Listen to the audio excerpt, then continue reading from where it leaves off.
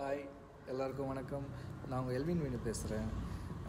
இடிசி நம்மளோட Elvin dance company பற்றி கேள்விப்பட்டிருப்பீங்க. சிட்டியில் மட்டும் 12 to 13 பிரான்ச்சஸ் கிட்டே இருக்குது. ஸோ எல்லாம் நல்லபடியாக உங்களுடைய பிளெஸிங்ஸாலையும் உங்களுடைய விஷஸாலையும் ரொம்ப நல்லபடியாக போயிட்டுருக்கு. இப்போது அந்த கம்பெனிக்கு நிறைய ஸ்டூடெண்ட்ஸ் சேர்றாங்க நம்ம கிளாஸில். ஸோ அந்த ஸ்டூடெண்ட்ஸ்க்கு ஏதாவது ஒரு விஷயம் பண்ணதுனால நான் டைம் ஸ்பெண்ட் பண்ணி என்னால் முடிஞ்சது yearly once the mega dance ஷோன்னு சொல்லிட்டு ஒரு ஈவெண்ட் கண்டென்ட் பண்ணி தரேன். பிகாஸ் ஸ்டூடெண்ட்ஸ் பார்த்திங்கன்னா ஒரு பிரான்ச்லேயே ஒரு 60-70 மெம்பர்ஸ் இருக்கும்போது, இத்தனை ஸ்டூடியோஸ் இருக்கும்போது டெஃபினட்டாக ஒரு 500-600 மெம்பர்ஸ் இருப்பாங்க. அவங்களுக்கு எல்லாருக்குமே நடிக்கணும், ஒரு செலிப்ரிட்டி முன்னாடி ஆடணும், பண்ணணும், நிறைய ட்ரீம் இருக்கும். பட் எல்லாமே அது சாத்தியம் இல்லை. அதனால் நம்மளுக்கு தெரியும் இல்லையா, அதோட சான்ஸு கிடைக்கிறது ரொம்ப கஷ்டம், எல்லாருக்கும் பிளாட்ஃபார்ம் வர்றது ரொம்ப பாசிபிளான விஷயம் இல்லைன்னு சொல்லிட்டு, அதனால் என்னால் முடிஞ்ச ஒரு குட்டி பிளாட்ஃபார்ம் தரலான்னு சொல்லிட்டு இயர்லி ஒன்ஸ் நான் ஈவெண்ட் பண்ணி அவங்களுக்கு ஒரு ஆப்பர்ச்சுனிட்டி மாதிரி கொடுத்துட்ருக்கேன். அந்த ஈவெண்ட்டில் பிரதர் வருவார், மொத்தம் பல செலிப்ரிட்டிஸ் வருவாங்க, அவங்கள என்கரேஜ் பண்ணுவாங்க. இயர்லி பிரதர் டெஃபினட்டாக அவங்க அண்ணன் முன்னாடி ஆடி அவங்க ரொம்ப சந்தோஷமாக இருப்பாங்க. இப்போ அதே மாதிரி இந்த வருஷமும் த மெகா டான்ஸ் ஷோ D7 சொல்லிட்டு 7th இயர் வருஷம் பண்ண போகிறோம். Open ground first time. And இங்கே தான் சென்னை சிட்டியில் திருவள்ளூர்ன்ற ஊரில் ஜெயா காலேஜில் நடக்க போகுது. அது மேல நடக்குது. ஸோ யூஸ்வலாக எவ்ரி இயரு நம்ம என்ன தான் சினிமா இண்டஸ்ட்ரிக்குள்ளே போயிட்டு என்ன தான் நம்ம ஹீரோவானாலும் வேறு வேலைங்க பார்த்தாலும் எனக்கு டான்ஸ் கிளாஸ் ஒரு பெரிய பேஷன். ஏன்னா என்னுடைய ஸ்டார்டிங் பீரியட் எல்லாமே ஸ்டார்ட் ஆனது இந்த டான்ஸ் கம்பெனி தான். அதுலேருந்து தான் அப்படி படிப்படியாக வந்தோம். ஸோ அதனால் நான் இந்த டான்ஸ் கம்பெனி ஒரு பேஷனாக தான் இப்போ எப்போல்லாம் டைம் கிடைக்குது இங்கே ஸ்டூடெண்ட்ஸ் சொல்லி கொடுத்துக்கிட்டு நானும் ஆடிக்கிட்டு. ஸோ எனக்கு ஒரு என்டர்டெயின்மெண்ட், எனக்கு ஒரு சந்தோஷம், நிம்மதினா அது என்னுடைய டான்ஸ் கம்பெனி மட்டும்தான்.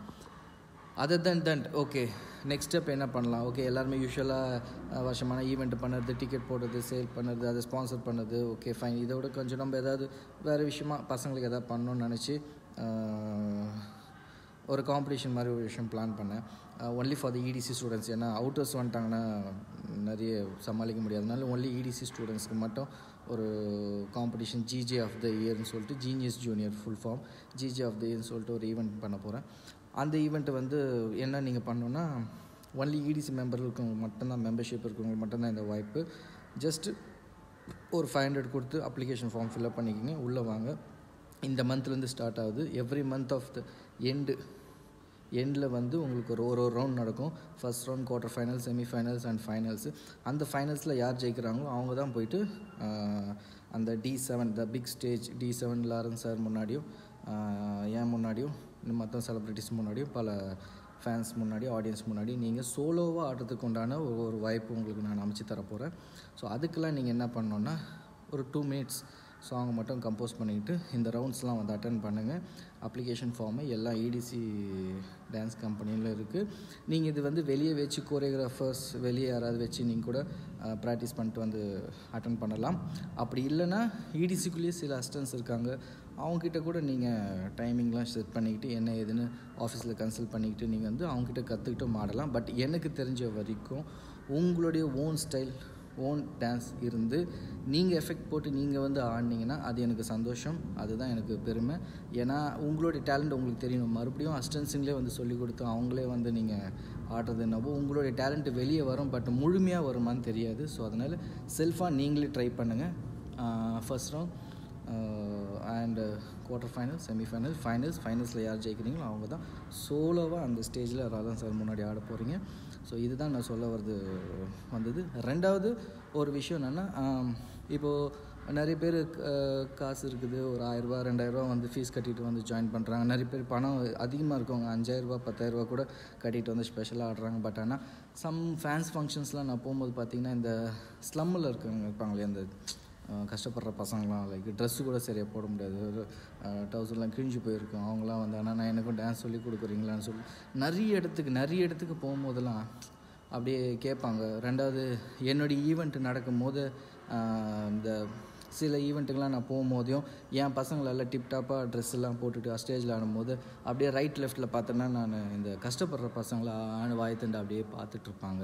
இல்லைனா அவங்க இங்கே ஆடும்போது ரோட்டோரமாக போயிட்டு அவங்க சும்மா அப்படியே குத்து போட்டு ஆடிட்டுருப்பாங்க. அதெல்லாம் நோட் பண்ணி ஓகே கஷ்டப்படுற பசங்களுக்கு நம்ம எதுவுமே ₹1 கூட இல்லாமல் ஃபீஸ் கூட வாங்காமல் ஒரு விஷயம் சொல்லிக் கொடுக்கணும்னு பிளான் பண்ணேன். அது வந்து மோஸ்ட் ஆஃப் ஆல் அதிகமாக கஷ்டப்படுறவங்க இந்த ஸ்லம்மில் இருக்க பசங்க தான்.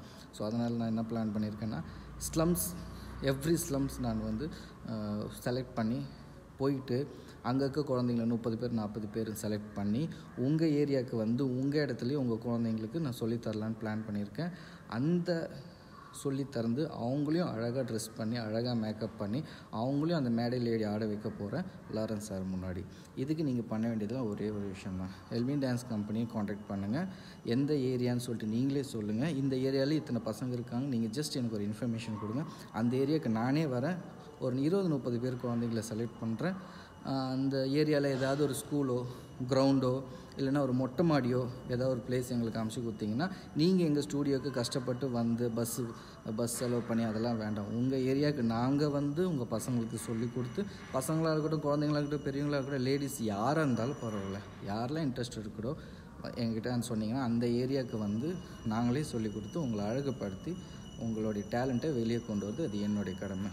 ஸோ இது 2 விஷயம் இந்த வருஷத்தில் நான் பிளான் பண்ணியிருக்கேன். இது உங்களுடைய சப்போர்ட், உங்களுடைய ஆதரவு எனக்கு ரொம்ப தேவை. இடிசி பசங்களுக்காக இந்த ஒரு ஜிஜே ஆஃப் த இயர்னு சொல்லிட்டு ஒரு விஷயம். இடிசி பசங்க இல்லாமல் வெளியே கஷ்டப்படுறவங்களுக்கு சம்மர் ஸ்லாம் சொல்லிட்டு ஒரு ப்ராஜெக்ட் இருக்குது.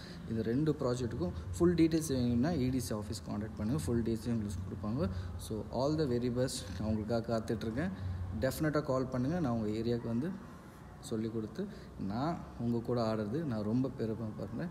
Thank you so much. Happy Pongal.